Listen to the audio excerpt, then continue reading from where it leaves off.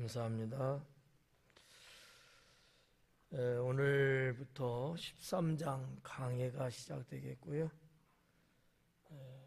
제목은 청결케 하라 하는 제목으로 강의하겠습니다. 우리가 이제 잘 알고 있는 예수님 제자들의 발을 씻어주시는 세족식에 대한 내용인데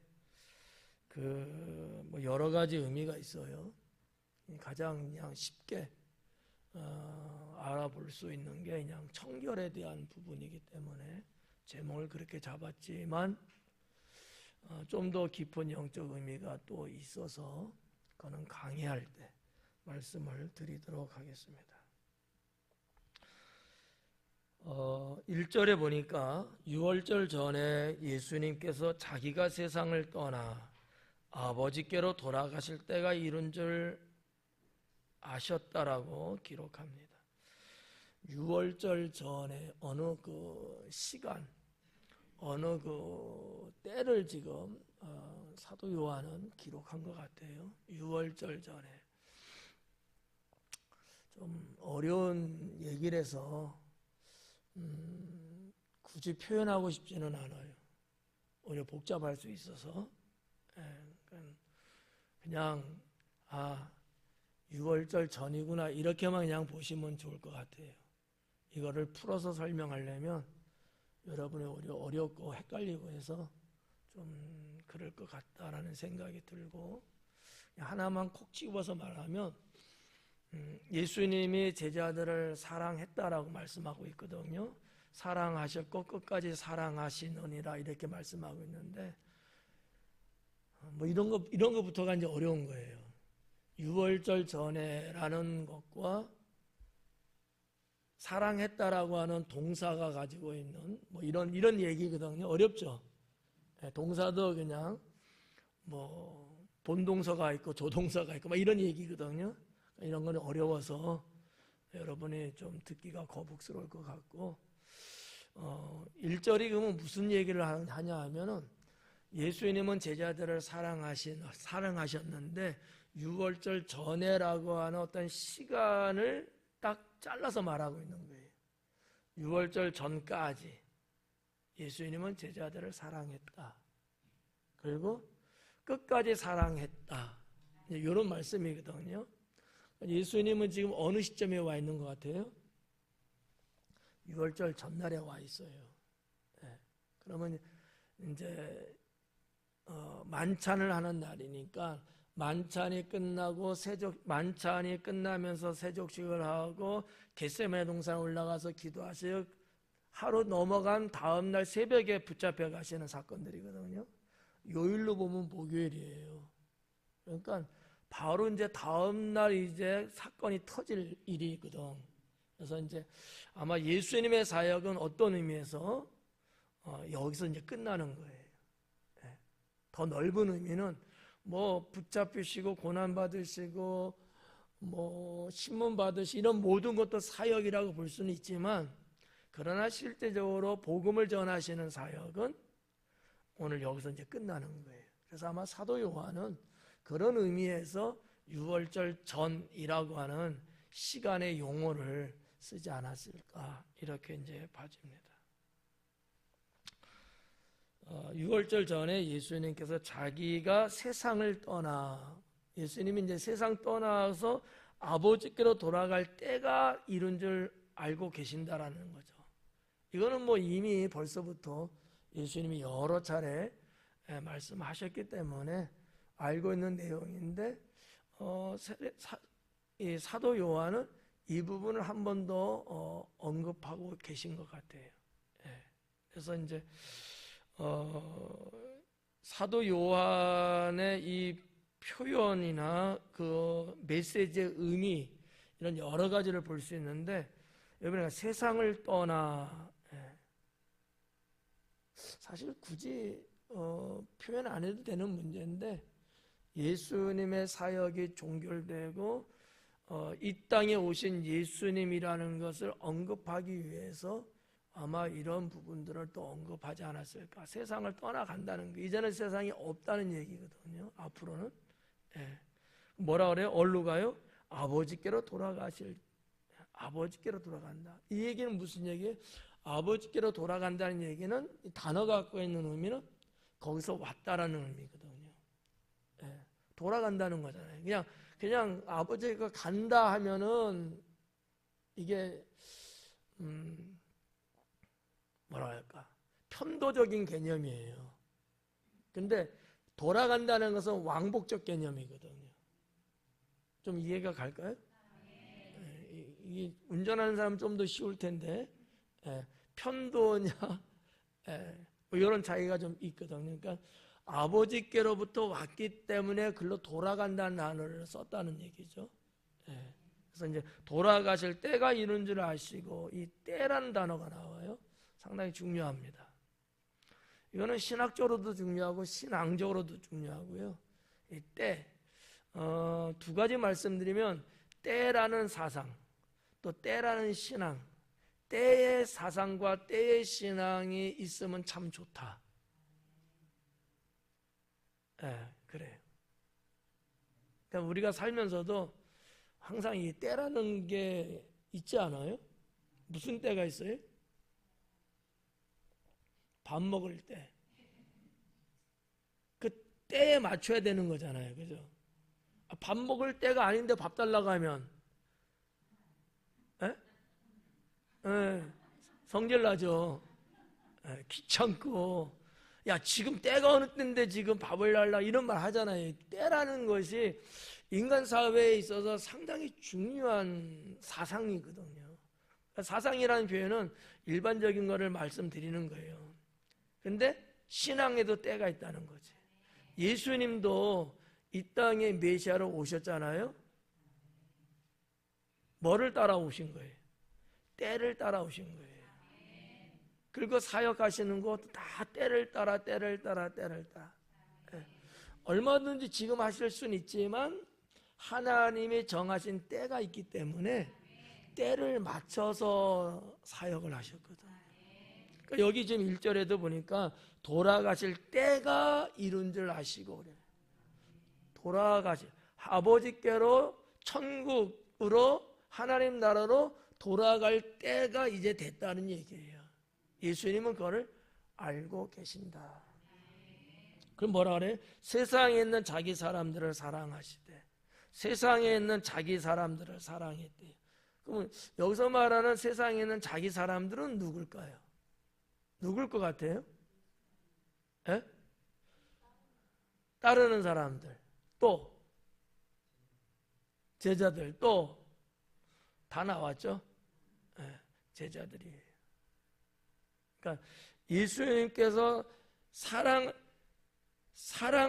사랑하는 세상에 있는 자기 사람이라는 것은 넓은 의미에서는 모든 사람을 다 말할 수도 있어요. 근데 사실상 제자들을 언급하고 있는 내용이에요. 예수님의 어떤 의식 속에, 생각 속에 제가 예수님은 아니지만 나는 이제 여기서 사역이 끝나요. 그리고 나는 조만간 아버지 하나님께 나는 올라간다는 거죠. 그러면 제자들만 남게 되거든요. 근데 이 제자들이 나의 대를 이어서 사역을 해야 돼요. 예수님 마음은 그 당시에 어땠을까요? 어떤 의미에서는 상당히 걱정도 앞섰을 거예요. 잘해야 되는데 잘할까? 지금까지 보면은 잘할 턱이 없어요. 이런 제자들을 보시는 예수님, 여러 가지 생각이 많으셨을 거예요. 그래서 이제 요한은 이러한 여러 가지 상황을 이렇게 이제 표현을 한 것 같아요. 세상에 있는 자기 사람들, 나는 하나님 나라로 올라가는데 나를 따르던 제자들은 세상에 여전히 남아있게 되거든요. 그 표현을 한 거죠. 세상에 있는 자기 사람을 사랑하셨다. 과거예요, 과거. 지금까지. 그 언제 부르시는 그때부터 지금까지 과거전에 다 사랑하셨대요. 아가페 사랑을 기록했어요. 그러면서 끝까지 사랑하셨다 그래요. 끝까지 사랑했다. 그러니까 여기는 사랑하시니라 이렇게 해갖고 현재형처럼 번역은 됐는데 헬라 성경에는 과거형으로 돼 있어요. 그러니까 사랑은 했는데 끝까지 사랑했다. 이상하지 않아요? 근데 여러분들은 믿음이 줘서 다 그냥 아멘을 퉁 치는데, 사랑은 하셨는데 끝까지 사랑했다. 무슨 얘기냐면 내 사역 마치는, 내가 이제 십자가에 달려 죽게 되는데 내가 제자들을 떠나게 되잖아요. 이 순간까지, 여기까지 내가 사랑했다라는 얘기거든요. 이게 이제 오해를 불러 일을 수는 있어요. 그러면 앞으로는 사랑 안 하신다는 걸까? 이렇게 괜히 막 찔러보는 사람들이 있을 수 있거든요. 그런 의미는 아니고요. 세상에 두고 가야 되는 제자들, 그들을 쭉 사랑했는데 변함없이 끝까지 사랑했다. 그러니까 예수님의 제자를 향한 사랑은 절대적이고요, 아가페적인 사랑이었어요. 어쨌든 간에 과거형으로 되어 있어요. 예수님의 사랑은 한 번도 변함없이 사랑을 해왔다라는 말을 요한은 이제 기록하고 있습니다. 2절 말씀에 보니까 마귀가 벌써 시몬의 아들 가룟 유다의 마음에 예수님을 팔려는 생각을 넣었더라 그래요. 그리고 이제 3절에 저녁 먹는 중에 예수님은 이렇게 기록됐는데, 이게 원어하고는 조금 달라요. 이런 말씀 드리면 행여나 성도님들 중에 야, 우리가 보는 성경 이거 틀린 게 맞네 이렇게 생각할까봐 좀 걱정은 돼요. 그냥 성경대로 그냥 하면 그냥 되는데, 여러분은 어때요? 그런 생각 좀 들 때 있어요, 없어요? 목사님 강의 들어보니까 우리가 보고 있는 성경 이거 좀 틀리네, 이거 다 믿을 수 있는 거야, 막 이런 생각 해야 안 해요? 한 번도 안 해봤어요? 하면 죽어요. 그러라고 제가 이렇게 조금 자세하게 알려드리는 건 아니고, 좀 더 말씀을 좀 더 자세히 아시라고 드리는 거예요. 성경학자들을 제가 무시하고 폄하하고 그래서 그런 건 아니에요. 그러니까 여러분이 오해하지 않았으면 좋겠고요. 어떻게 돼 있냐면 저녁 먹는 중에가 2절에 있어요. 저녁 먹는 중에 마귀가 벌써 시몬의 아들 가룟 유다의 마음에, 이렇게 돼 있거든요. 그러니까 이 저녁 먹는 중이라는 것도 어느 때를 좀 알려주는 거잖아요, 그죠? 그러니까 지금 만찬을 하고 있는 거예요. 저녁 시간이거든요. 이 저녁 먹는 중이라고 하는 이 단어가 어느 때를 말하냐? 디너를 말한다고 돼 있거든요. 저녁 식사를 말한다고 돼 있거든요, 원어에는. 그러니까 저녁 만찬이에요. 아마 잘은 몰라도 해지기 전쯤이지 않았을까. 왜냐하면 해가 지면 캄캄하잖아요. 물론 초롱불이 있고 있지만 그래도 자연광이 들어올 때쯤이 아니었을까. 대략적으로 보면 한 6시 전, 5시라고 하는 그 시간대 정도가 되지 않았을까. 왜냐하면 6시 넘어가면 이제 이 봄철에 오히려 해가 짧거든요. 그래서 그런 거를 이렇게 좀 봤을 때 오후 5시 시간대 어느 시간 정도 될 것 같아요. 자, 아무튼 저녁을 먹는 중에 마귀가 벌써 시몬의 아들 가룟 유다의 마음에 예수님을 팔려는 생각을 넣었다라는 거지. 마귀가 등장합니다. 그럼 우리가 뭐라 할 수 있어요? 가룟 유다가 예수님을 판 사건은 가룟 유다가 본인 스스로 그냥 뭔가 기분이 나빴다든지 하여튼 이런저런 이유 때문에 그런 게 아니고, 그 배경은 누가 있었던 거예요? 마귀가 있었다는 거예요. 마귀한테 붙잡혔다는 얘기거든요. 누구든지 마귀에게 붙잡히면 가룟 유다 같은 사람 될 수 있습니다. 그래서 성경에 뭐라 그래요? 마귀에게 틈을 주지 말라는 거예요. 마귀에게 틈을 주면요, 마귀는 영락없이 치고 들어옵니다. 이길 자가 거의 없어요. 상당히 이게 영적인 이제 의미의 메시지인데, 우리가 신앙생활하면서 뭐 그냥 인간적인 생각으로, 인간의 눈으로 보면은 그게 뭐 우연이다, 어쩌다 됐다, 그게 뭐 사람이 한 것이지 뭐 꼭 그러는 거냐, 뭐 이렇게 보이지만 실상은 아니다라는 거지. 우리가 눈에 보이는 이 육의 세상이 있는가 하면 눈에 보이지 않는 영의 세상이 있거든요. 이게 신앙의 세계거든요. 그러니까 하나님을 안 믿는, 떠나 있는 사람들, 일반적으로 세상 사람들은 이 영의 세계를 거의 다 안 믿죠. 그래서 뭐라고 해요? 죽으면 그만이지, 이런 말 하잖아요. 근데 영의 세상이 있다는 것을 믿는 사람들은 죽으면 그만이 아닌 거예요. 심지어는 불교인들조차도 극락이라는 말도 하고 사후세계 이야기도 하잖아요. 그러나 사실은 그들에게 천국이 있어요? 없단 말이에요. 그럼에도 불구하고 어떤 영의 세계라는 걸 이야기를 해요. 그러나 사실 불교 세계는 영의 세계가 없거든요. 육의 세계이냐. 근데 하여튼 이것이 샤머니즘 종교의 세계와 이렇게 섞이면서 영의 세계라는 것을 계속 이야기해 왔던 거죠. 불교의 교리는 그렇게 돼 있거든요. 마귀가 벌써 시몬의 아들이라고 써있죠. 그냥 그렇게 말씀드릴게요. 시몬의 아들 가룟 유다의 마음에 예수님을 팔려는 생각을 넣었다라는 거예요. 그러니까 본인 혼자 산 게 아니라는 얘기가 드러났죠. 마귀에 의해서, 마귀가 그 마음에 예수님 팔 생각을 집어넣어버린 거예요. 어떻게 해요? 우리들은 어떨까요? 때로는 우리도 그런 생각이 들어와요. 그래서 어떤 사람은 멀쩡하고 괜찮다가도 이상한 생각을 갑자기 해버리는 거야. 좀 생뚱맞는 것 같은.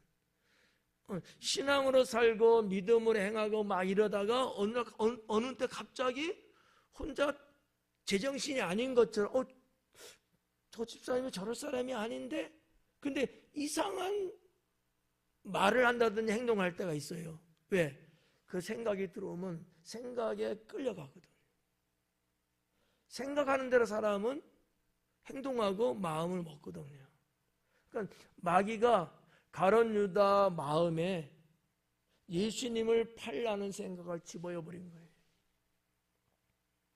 가룟 유다? 그렇게 할 수밖에 없었던 거죠. 이해갈까요? 그러니까 우리가 이러한 부분들을 본다면 철저하게 내 마음을 잘 지켜야 돼요. 그래서 내 마음을 지키라는 말씀을 성경은 기록하고 있잖아요. 마음을 잘 지키면 생각이 딱 들어와도 내가 굳건하게 지키면 안 열어주거든요. 네. 근데 내 마음을 못 지키다 보니까 생각나는 대로 내가 마음 먹고 행동해버려. 언제나 생각이 먼저입니다. 이게 인간의 뇌구조예요. 생각을 통해서 뇌에서 파생되는 전파에 의해서 신경에 전달되고 다 전달되면서 이게 되어지는 거거든요. 사탄은 그걸 알아요. 우리가 태초에 에덴 동산에 마귀가 누구한테 찾아왔어요? 하와한테 찾아왔잖아요. 야, 하나님이 너 보고 뭐라고 하시더냐? 하면서 생각을 자꾸 그런 쪽으로 몰고 가는 거예요. 생각해보니까 그러네 정말. 그 다음부터 이제 행동으로 옮기기 시작한 거거든. 그러니까 우리가 살면서 신앙으로 생각을 잘 정리를 할 수 있어야 돼. 생각은 날 수 있어요. 이런 생각 저런 생각, 그렇죠? 교회 갈까 말까 뭐 이런 생각, 이런 생각 저런 생각 나잖아. 그럴 때 이 생각을 내가 잘 잡으면 하나님 뜻대로 살게 되는 거고, 생각을 놓쳐버리면 마귀가 원하는 대로 살 수밖에 없는 거거든. 사람이 나빠서가 아니에요. 표현이 좀 이상하게 들릴지 몰라도 사탄에게 이용당하고 있다는 거거든. 사탄에게 이용당하는 거예요. 자, 성질이 급하고 성격이 사나운 사람은 누가 뭐 대번에 욕을 확 해버려. 그죠? 생각하지도 않고 막 해버리잖아. 이런 경우도 있지만 조금 그래도 신중한 사람은 생각을 해보고 생각해보고 욕하는 사람이 있어요? 없을걸? 욕은 그냥 툭 튀어나가는 거야. 인간의 본능적으로. 근데 이러면 이거는 마귀가 역사하는 걸까 아닐까요? 생각을 집어여서 행동하게 한다고 했는데 오늘 말씀에 지금. 근데 욕은 생각조차 안 해. 그냥 확 던져버려 그냥. 그럼 욕은 마귀하고 상관없는 일일까요? 상관 있는 일일까요? 왜요? 증명 한번 해봐요. 맞아, 맞는 얘기인데 왜일까?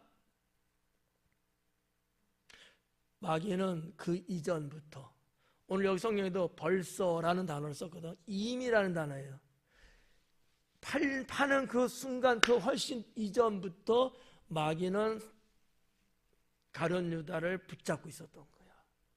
그러니까 사탄에게 붙잡혀 있는 상태가 지속되면요, 그냥 훅 나가. 이게 좀 다른 거예요. 구별이 가요? 소진 집사님 구별? 응? 그런 거예요. 근데 평소에 사탄에게 붙잡히지 않고 주님 안에서 쭉 신앙의 영성생활하는 사람은 그러지를 않지. 확 하려다가도 여기서 딱 걸려, 목에. 안 나가. 예. 이 절제가 된다는 얘기예요. 근데 그러지 않는 사람은 툭 튀어나가.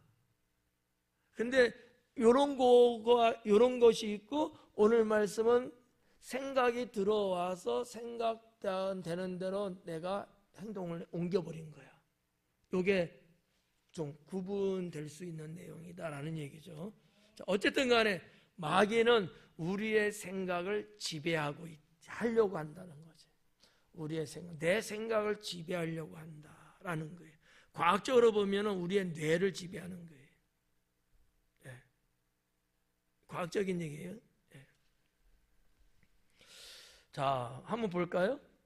네. 가룟 유다의 마음에 예수님을 팔려는 생각을 넣었더라. 원어에도 넣었다라고 나와요. 삽입하다, 넣었다 이렇게 나오고 있는데 3절에 보니까 저녁 먹는 중은 빼고 이제 2절로 갔으니까 예수님은 아버지께서 모든 것을 자기 손에 맡기신 것과 모든 것을 자기 손에 맡겼대. 그러니까 하나님께서 예수님께 모든 것을 다 맡겼다는 거죠. 이게 뭐냐? 메시아로서의 권세를 다 주신 거예요. 그럼 예수님은 그런 권세를 다 갖고 계신 분인데 얼마든지 내가 거부할 수 있고 뭐 이 고난 앉을 수도 있고 막 그럴 수도 있잖아요. 그럼에도 불구하고 그걸 사용을 안 하시는 거야. 좀 여러분 받아들이기 어떨지 몰라도 내가 오히려 고난당하고 십자가에서 죽는 이 일을 내 권세를 가지고 오히려 그 일을 하신 거야. 이게 여러분이 이해가 쉬울런지 모르겠어요. 우리는 보통 권세하면은 뭐예요? 나의 이익을 챙겨가는 데 필요한 거잖아요. 근데 예수님은 그 반대였다는 거죠. 내가 자유로 뭐를 할 수 있지만 나에게 맡겨주신 하나님의 그 권세를 갖고 내가 그걸 안 하는 거야. 이걸 우리는 성령의 열매에 있어서 절제라는 단어를 사용하고 있는 거죠. 그럼 권세라는 것을 한 가지로만 생각하시면은 좀 부족하죠. 내가 때릴 수 있는 권세, 훔칠 수 있는 권세, 막 이런 내 유익에 대한 권세 쪽으로 많이 생각하잖아요. 보통 권세라는 것은 막 칼 휘둘리듯이 너까지 거 하나 내가 죽이든 살든 내 권세 달렸어 막 이렇게 하잖아요. 근데 주님은 그렇게 권세를 쓰지 않았다는 얘기죠. 여러분 사탄이 예수님을 죽이려고 그런 거 얼마든지 사탄을 제압할 수 있는 권세가 있거든요. 그래서 뭐라 그래요? 주님의 말씀 한마디면 하늘에서 12영이 더 되는 사단, 이 천군 천사들이 와서 그 권세가 있음에도 안 써요. 여러분은 써요 안 써요? 쓰고도 남죠. 저것들 그냥 예. 그러니까 이런 예수님의 이 어떠한 이 영적인 모습을 보면은 참 우리가 배워야 한다라는 거예요. 자, 아버지 어머니로서의 권세 있을까요, 없을까요? 그거 어떻게 쓰셔요? 단칼에 그냥. 네. 그러니까 이런 부분들을 우리가 좀 성경을 통해서 배워야 되지 않을까. 내가 충분히 할 수 있어요. 네. 하는 게 또 맞아. 그렇지만 오히려 내 권세는 안 하는 데다 쓰는 거지. 왜? 그게 하나님 보시기에 선하지 않으니까. 이런 거. 그래서 이제 사도 바울도 고린도 교회 편지를 쓰면서 그런 말씀을 했거든요. 내가 무엇이든 다 할 수 있지만 내가 하지 않는다라는 거지. 내가 모든 거 다 할 수 있다. 내게 유익하다 할지라도 내가 안 하는 것이다. 그런 말씀을 고린도 교회에 보냈어요. 당시 고린도 교회 성도들이 열심히 신앙생활을 했지만 자기들의 어떤 뭐 권세, 권한, 뭐 주권, 뭐 이런 것들을 자기중심적으로 했어. 자기중심적으로. 근데 사도 바울께서는 그거를 알고 이 말씀을 쓰신 거예요. 내게 유익하나 모든 것이 내게 유익한 것이 아니다. 내가 모든 걸 할 수 있지만 모든 걸 할 수 있는 것이 아니다. 이 뭐를 말하? 절제하는 권세를 말하고 있는 거거든. 그게 진정한 성숙한 사람이거든. 그렇잖아요. 네. 내가 얼마든지 할 수 있지만 내가 안 하는 거야. 모두의 유익을 위해서. 모두의 유익을 위해서. 네. 나만 생각하면 하죠. 신의 권사님 어때요? 그렇지 않아요? 나만 생각하면 하지. 근데 나를 생각하기 전에 모두를 생각하면은 할 수 있지만 내가 안 하는 거야. 이게 이런 게 이제 훌륭하다는 얘기죠. 자, 이제 그런 내용 좀 보시면서, 자, 아버지께서 모든 것을 자기 손에 맡기신 것과 또 자기가 아버지께로부터 오셨다가 하나님께로부터 오셨다가 하나님께로 돌아가실 것을 아시고, 네. 이게 이제 뭐 제자들하고의 관계, 뭐 믿는 자들하고 이런 사람들에게 보내지는 편지라면 뭐 이렇게까지 쓸 필요는 없었을 거예요.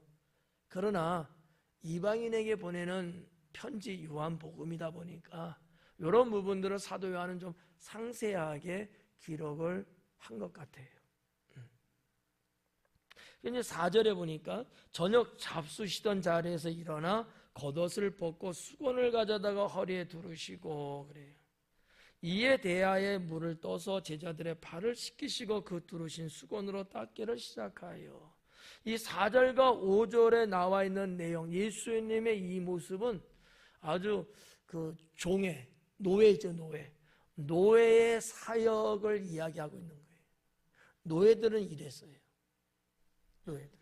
심지어 이제 그 유대인, 예수님 그 당시 유대인들의 세계는 제가 언젠가 한 번도 이런 말씀 드렸던 것 같은데, 유대인들은 유대인들을 종으로 삼지 않습니다.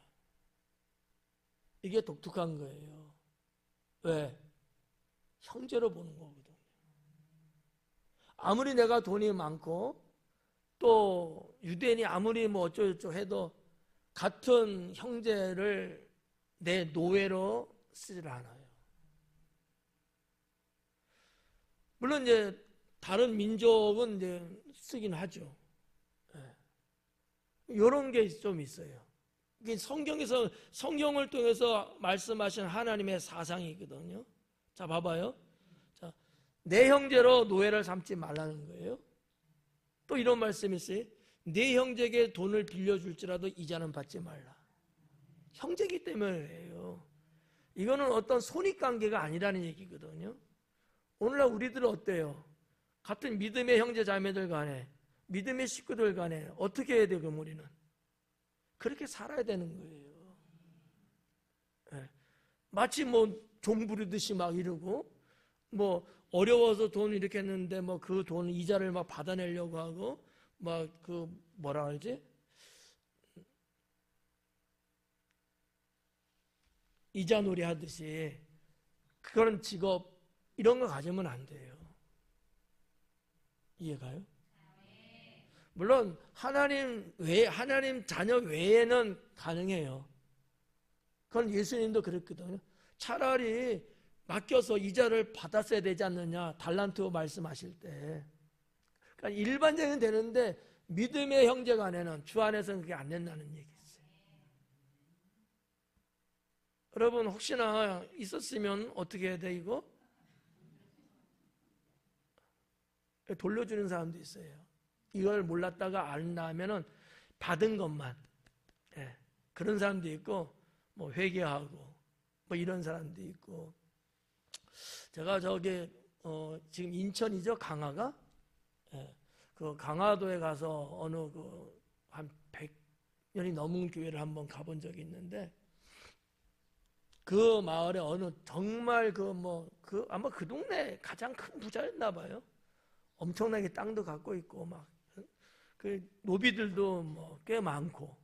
예수님을 영접하고 나서 그 노비 문서가 있잖아요. 우리나라 보면 노비 문서들이 있었거든요.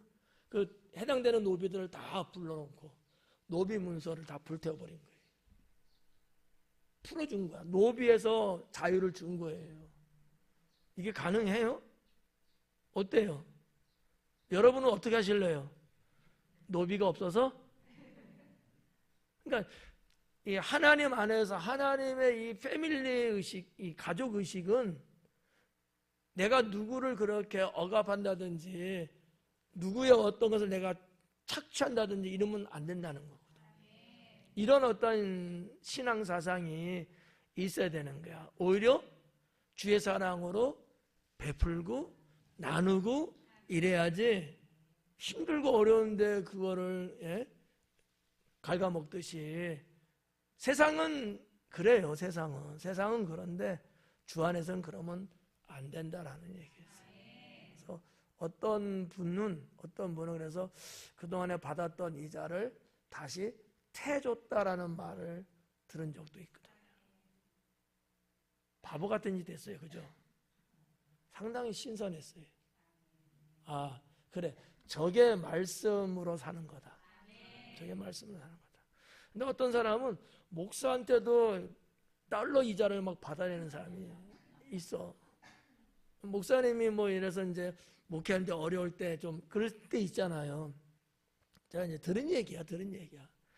근데 달러 이자를 받아서 힘들었다. 달러 이자면 여러분 1,000만 원이면 20만 원 내야 돼요. 상당히 큰 고액의 이자거든요. 하여튼 우리가 좀 성경적으로 가면 얼마나 좋을까. 돈이 없어서 여러분 빌렸는데 거기에다가 또 그 높은 이자를 또 쳐서, 그거는 삼금융권에 사는 거지. 그렇잖아요. 주 안에서 믿음의 백성들은 그러지 않는 게 좋다. 이제 저를 돈 좀 이제 빌려주세요.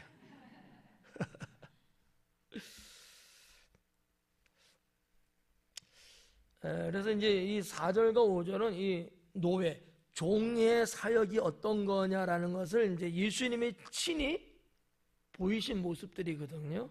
한번 볼까요? 저녁 잡수던 자리에서 일어나 겉옷을 벗고 수건을 가져다가, 이 겉옷을 이렇게 벗는다는 것 자체가 어떻게 보면 수치에 가까운 거거든요. 웬만해서 이거 안 벗어요. 그리고 이 겉옷을 준다? 줄 수가 없어요. 이건 내 생명을 지키는 거와 마찬가지예요. 겉옷은.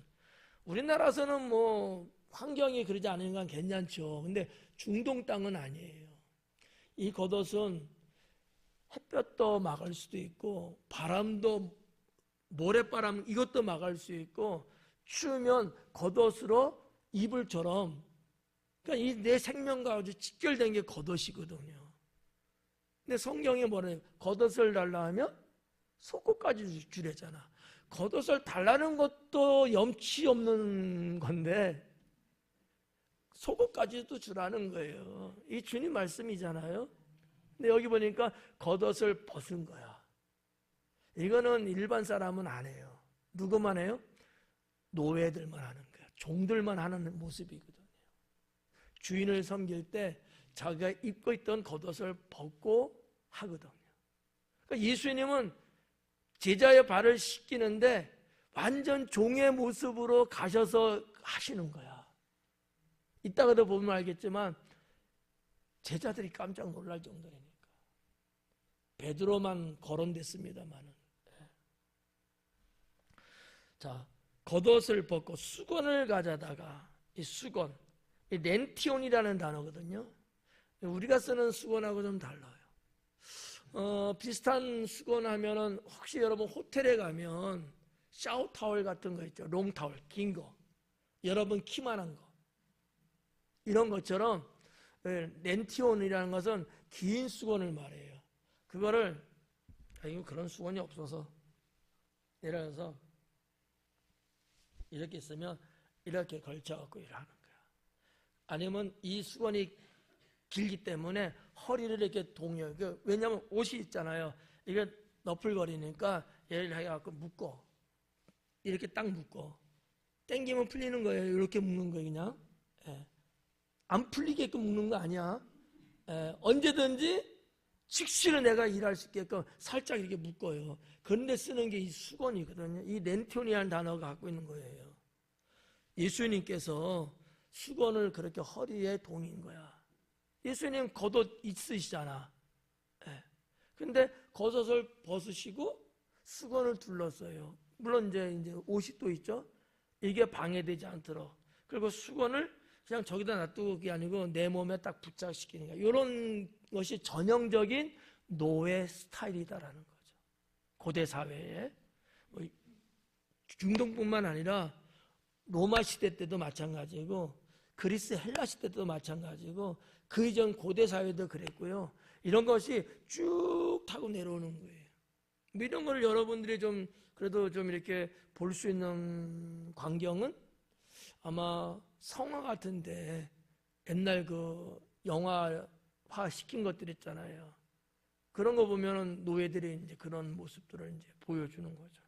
다 고대의 문헌에 나와 있는 고증 자료를 갖고 하는 모습들인데, 수건을 가져다가 허리에 두르시고 이에 대야에 물을 떠서 제자들의 발을 씻기시고 그 두르신 수건으로 닦기를 시작했다. 자, 여기 이제 우리도 이제 세족식 이제 지금은 이제 매년 안 하고 한 2년, 3년에 이제 한 번씩 하는데, 우리는 이제 대야에다가 여러분들이 발을 담그면 이제 제가 이렇게 씻겨드리잖아요. 근데 예수님 당시는 제가 그렇게 씻겨드리지는 않았을 거야. 제 추측이에요. 물을 대야가 2개야. 대야라고 표현하는 것도 좀 틀릴 수 있어요. 하여튼 물그릇이라고 봐요, 그냥. 그래서 하나는 이렇게 있어요. 그러면 발이 이렇게, 이게 발이라고 생각해요. 발을 내밀었어. 그러면 하나 갖고 여기다 물을 떨어뜨려서 자연적으로 씻겨나가게끔. 그리고 그 물이 떨어지면서 또 다른 그릇에 이렇게 받쳐지는 거예요. 왜 그런지는 모르겠지만 형식은 그런 형식이었어요. 그럼 되죠. 쌀 씻듯이 막 이렇게 씻는 게 아니고, 그러니까 어떻게 보면 예식인 거야. 그러니까 우리가 성경에 보면 창세기에 아브라함에게 찾아오셨던 하나님과 2 천사가 있었잖아요. 그때도 어떻게 해요? 발 씻을 물을 내주고 고기 송아지와 버터를 준비해서 식사거리를 이런 내용이 나오잖아요.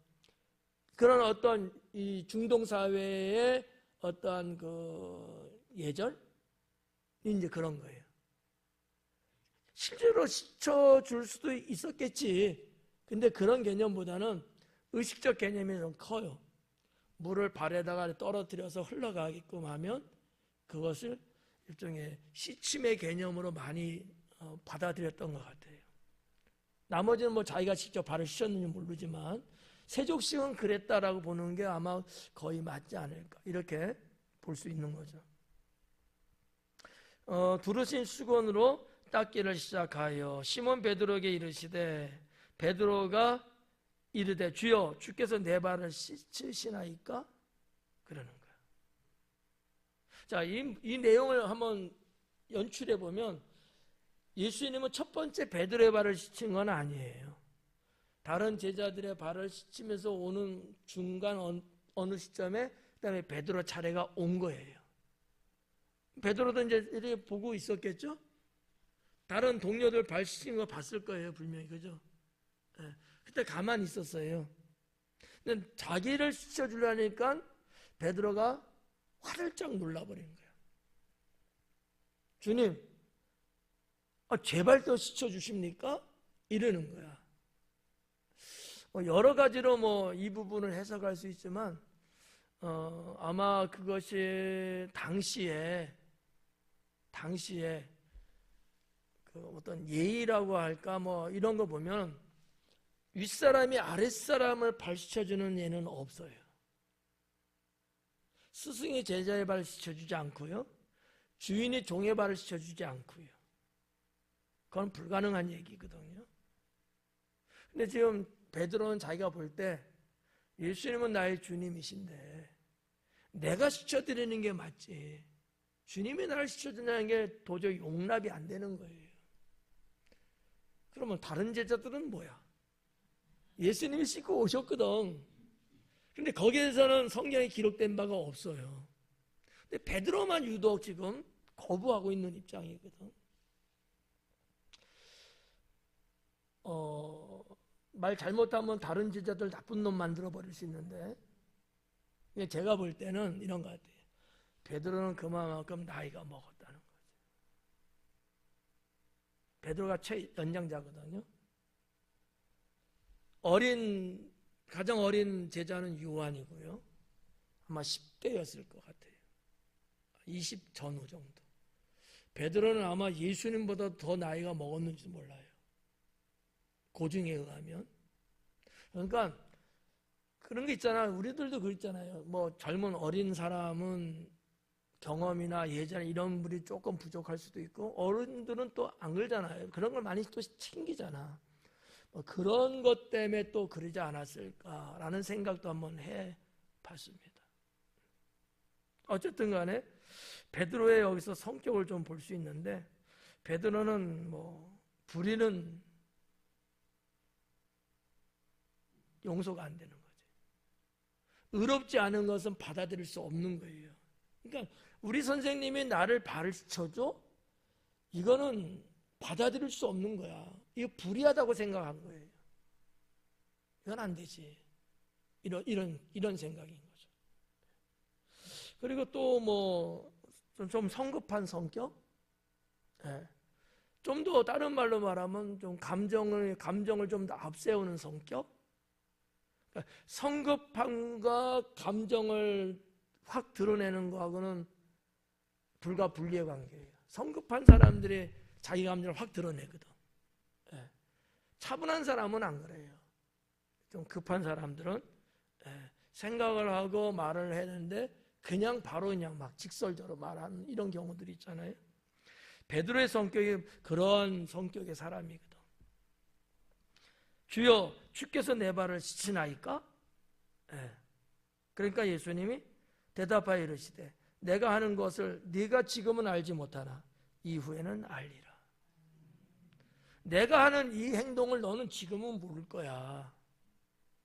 이 모를 거야라는 얘기는, 그래, 너는 세상에 예절로는 네가 알고 있어서 거부하고 있지만 예수님은 세상에 예절로 접근한 게 아니고 영적인 의미, 메시지를 지금 접근하신 거예요. 그게 달라요. 그러니까 예수님이 제자들의 발을 씻어주는 것이 그냥 이제 헤어지는 게 아쉬워서, 아니면 그냥 그런 거로 세상적으로 씻어준 게 아니에요. 여긴 영적인 의미가 있다라는 얘기죠. 여러분들은 어떠세요? 세족식 할 때, 여러분, 우리 구역장님도 구역 식구들 세족식 해주지만 어쨌든 여러분은 다 발을 씻임을 받잖아요. 무슨 생각이세요? 하여튼 알았어요. 그거는 좀 이따 말씀을 드릴게요. 자, 지금은 알지 못해. 근데 이후에는 네가 알 거야. 그러는 거야.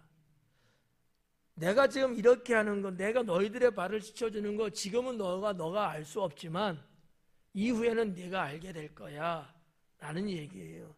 그러면 이후는 언제를 말하는 걸까? 틀려도 상관없으니까 말해봐요. 이렇게 자꾸 이렇게 서로 해야지 머릿속에 남아요. 십자가 사건이요. 또 멍 때리지 말고. 생각이 안 나요? 이건 혜진이가 최고네. 제가 볼 때는 그럴 수도 있는데 십자가 사건 이후도 제자들은 똑같았어요. 언제 달라졌을까요? 성령을 받고 난 후. 그때는 깨닫게 되는 거예요. 어떻게 깨달을 수 있어요? 그때는요? 성령께서 알게 하셨기 때문에. 그게 성경에서 기록된 내용들이에요. 내가 스스로는 알 수 없으나 성령께서 너희가 무엇을 할 것인지 가르쳐 주신다 그랬거든. 네. 그러니까 그런 내용을 좀 봤을 때 예수님은 너희가 향후 성령이 이제 온 거는 알잖아. 예수님은 그러고 나면 너희가 성령 받고 나면 너희가 내가 왜 그랬는지 알 것이다. 이런 말씀이 아니었을까라고 저는 해석을 하고요. 8절에 베드로가 이르되 내 발은 절대로 씻지 못하시니이다. 예수님께 대답하시되 이렇게 나가는데 여기서 절대로 씻지 못한대요. 아주 강력한 단어로 번역이 됐죠. 원어에는 아이온이라는 단어를 썼어요. 그건 영원히. 영원이라는 것은 시간의 단어죠. 절대는요 어떠한 조건의 단어거든요. 근데 사실은 절대로는 아니야. 근데 이게 더 임팩트가 강한 거야. 이게 더 강하게 느껴지는 거야. 그죠? 하긴 뭐 여러분 절대라는 단어 막 쓰죠? 저는 안 써요. 절대라는 단어는 하나님밖에 할 수 없는 거거든. 우리 인간은 절대가 없어요. 절대자이신 하나님만이 쓸 수 있는 용어. 절대적인 거 있어요? 어때요? 절대적인 거 없거든요. 우리는 뭐 그럴 만한 존재는 아니죠. 그러니까 언어대로 영원히 할 수 없다. 영원이라는 말이 사실은 맞긴 맞아. 근데 좀 이게 좀 부드러워. 영원은 절대는 강해. 그래서 아마 학자들이 절대라는 단어를 쓰지 않았을까. 요 성경이 있네. 여기 각주에 보니까 영원이라고 1번 이렇게 해놓고 예수님께서 대답하시되 내가 너를 씻어주지 아니하면 네가 나와 상관이 없다. 그래요. 내가 너를 씻어주지 않는다면 너와 나는 상관없다. 그러니까 발을 씻어주는 이 행위는 관계 성립을 말하고 있는 거예요. 예수님과 제자의 관계가 성립됨을 말하는 거거든요. 보편적으로 여러분들도 아까도 표현했습니다만 섬김이에요. 섬김. 그죠? 이렇게 섬기라고 그랬거든요. 근데 섬김이라는 것이 관계 성립에서의 섬김은 맞는데 더 영적인 의미가 있지 않느냐라는 거지. 그게 뭘까? 예수님이 제자들의 발을 씻어주셔요. 더 영적인 의미는 어떤 게 있을까요? 차라리 나를 안 보면 좋겠다. 죄사함이에요. 죄를 씻는 거예요. 힌트. 빌라도가 예수님을 재판할 때 죄가 없는 거 뻔히 알았잖아. 그래서 뭘 어떻게 해요? 그죠? 자기 손을 물에 씻잖아요. 나는 상관없다. 나 죄가 없다. 이런 얘기거든. 뭐 이런 데서 어떻게 보면 캐톨릭의 성수라는 것도 나왔는지도 몰라요. 뿌리잖아, 성수를. 세례, 우리 세례 받는다 알잖아. 우리는 침례지만 세례라는 개념도 죄 씻임이거든요. 머리에 이렇게 성부와 성자와 성령의 이름으로 내가 너에게 세례를 베풀 찍는 거예요. 3번 이렇게. 죄시침이에요. 우리 침례는요, 죄시침의 개념이 아니야. 죽었다 살아나는 거거든. 전혀 달라요, 사실은. 세례와 침례는. 그러니까 여기 세족식에 이 발을 씻으시는 것도 죄시침이에요. 봐봐요. 왜 제가 그렇게 여러분에게 말씀드리냐면 그 밑에 보면 알 수 있어요. 9절에 시몬 베드로가 이르되 주여 내 발뿐 아니라 손과 머리도 씻어주세요. 공짜로 목욕하려고. 그랬더니 예수님이 뭐라 그러세요? 예수님께서 이르시되 이미 목욕한 자는 발밖에 씻을 필요가 없다. 그러면 베드로는 목욕한 상태라는 거예요? 아니라는 거예요? 상태라는 거 아니야. 근데 살면서 발은 더러워지니까 씻는다는 얘기잖아. 근데 언제 베드로가 목욕했냐고. 예수님의 이 말씀은 영적 의미라는 거지. 제자들이 나를 믿음으로 구원받았다고 보신 거예요. 구원받은 자는 다시 구원받을 그런 필요가 없어.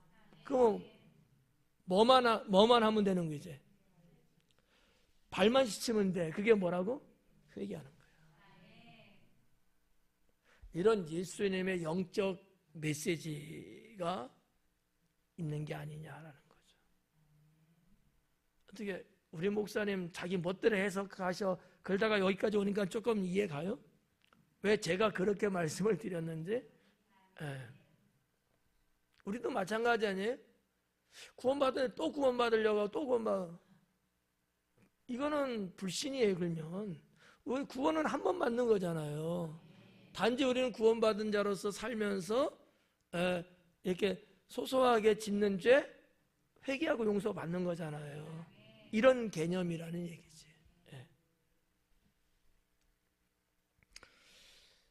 그 명준이가 전화가 왔었잖아요. 장문을 보냈어요. 카톡으로. 군대에서 이제 그 세례식을 하니까 세례 받으라고 하는데 자기는 목사님한테 세례 받고 싶다는 거야, 침례를. 근데 여기서 받고 나중에 제대하고 또 받아도 되냐, 어떻게 되는 거냐 물어보는 거예요. 그래서 내가 세례 뭐 받고 받아도 상관없다. 그렇지만 한 번 받으면 된다. 그 결정은 네가 해라. 세례는 죄 씻는 거고 침례는 죽었다 살아났다는 의미니까 네가 잘 생각해라. 했더만 그냥 그 이야기를 이제 담당 그 이제 뭐 목사님들이 오셔서 하는 거니까 말씀을 드렸어요. 그래서 그러면 목사님이 축복기도 해주는 거로만, 세례가 아니고 안수 축복기도만 받는 거로 그렇게 하고 침례는 나중에 교회 돌아와서 받겠다. 이렇게 이제 이야기 됐어요. 그러니까 이제 이런 것들이 이제 사실은 이제 잘 모르니까 이제 그럴 수 있거든요. 근데 뭐 또 제가 이렇게 말하면 세례 받은 사람들도 화내는지도 모르지만 엄연히 달라요. 죄 용서받았다는 개념하고 내가 예수님 죽었다 살아나신 여기에 내 동참하는 건 전혀 달라. 이것이 로마서에 기록되어 있거든요. 그렇기 때문에 우리는 예수님 따라 물속에 들어가는 것은 내가 죽음에 동참하는 거고 물에서 나오는 것은 부활하심에 동참하는 거고, 그래서 침례받는 게 좋아요. 저도 모태신앙이잖아요. 장로교 출신이거든요. 집안 내력 대대.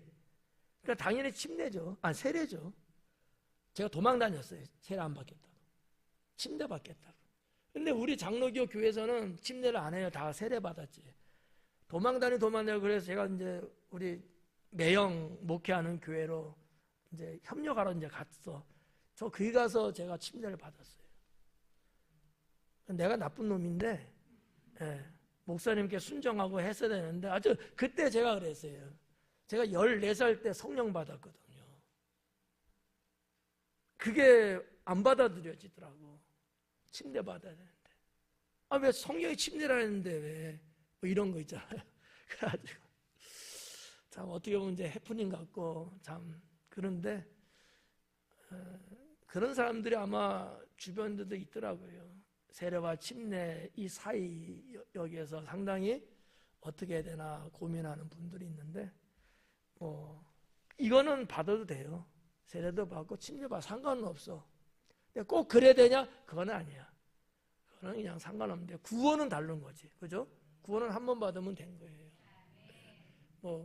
어느 교회 가서 구원받았고 이 교회 가서 또 구원받고 저기 가서 또 구원받고 그런 건 아니니까 요것만 구별하면 좋을 것 같고요. 그래서 이제 예수님이 10절에 이제 그렇게 말씀하셨는데 온몸이 깨끗하니라 너희가 깨끗하나 다는 아니니라. 여기서 말하는 다는 아니라는 건 뭐예요? 가룟 유다를 말하는 거예요. 12명의 제자 중에 11명은 다 온몸이 깨끗하고 다 이렇게 시침 받았는데 가룟 유다는 아니다 라는 거예요. 요 내용. 그러면서 이제 11절에 뭐라 그래요? 이는 자기를 팔자가 누구인지 아심이라. 그러니까 가룟 유다를 놓고 한 얘기예요. 그러므로 다는 깨끗하지 아니하다 하시니라.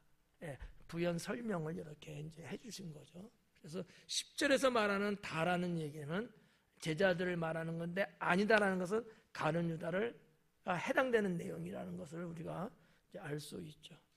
그래서 이제 오늘 11절까지 봤는데 공간복음에서 나오는 세족식하고 요한복음에 나오는 세족식의 내용은 조금 기록된 내용이 좀 이렇게 좀 달라요. 아무튼 여러분들의 사복음서를 다 보면서 그 당시 예수님이 만찬하시고 세족식 하시고 이런 관계를 좀 더 관심이 있으시다면 한번 좀 살펴보는 것도 좋을 것 같습니다. 기도하겠습니다.